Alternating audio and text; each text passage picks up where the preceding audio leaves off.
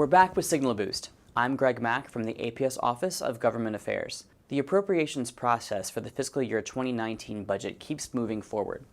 Last time, I told you that the House proposed to increase both NSF and the DOE Office of Science by 5%. Well, the numbers are now out for the Senate. It wants to increase NSF by 4% and the DOE Office of Science by 6%. This is all good news. Now, regarding NIST science, the House is asking for a 1% cut, but the Senate would like to fund it at the same level as last year. Next up, the House and Senate have to negotiate. So what's our advocacy strategy for all these numbers? APS encourages you to advocate for whichever number is higher.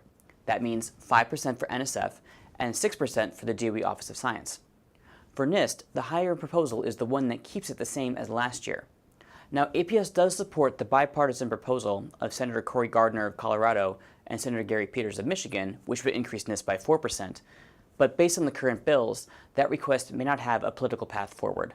Numbers are starting to come out for education funding too. I'll remind you that APS is focused on the Every Student Succeeds Act. Title IIA deals with teacher preparation, and 4A and B deal with informal and after-school programs. The House proposal appears to fund 2A, 4A, and 4B at the same high levels as last year, which is great news. You might remember that there was a negotiation between the House and Senate last year.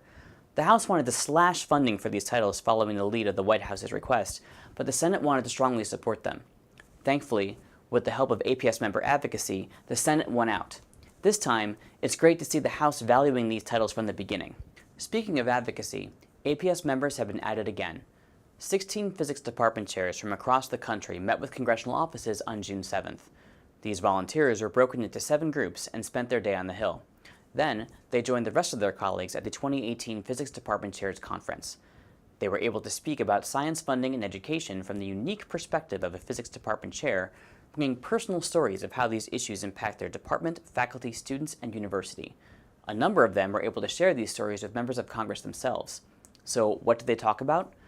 Funding for NSF, the DOE Office of Science, and NIST. Funding for the Every Student Succeeds Act. Speaking out against the loan provisions in the PROSPER Act that would increase student debt. And addressing the decline APS has observed in international students applying to U.S. physics PhD programs. Now, this last issue gets at a bigger concern for international students.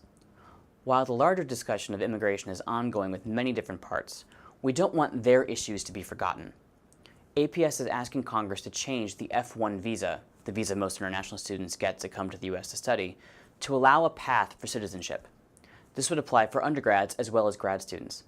By having this mechanism, we can continue to attract students to come to the U.S. to study and enable them to stay once they're done. Right now, they must provide proof that they will leave the country in a very short time after they graduate. I'll keep you informed as APS continues to explore this immigration issue, but one thing I'll do right now is remind you of the advocacy dashboard. You can take action from the comfort of your computer or mobile device on most of these issues, including this visa issue.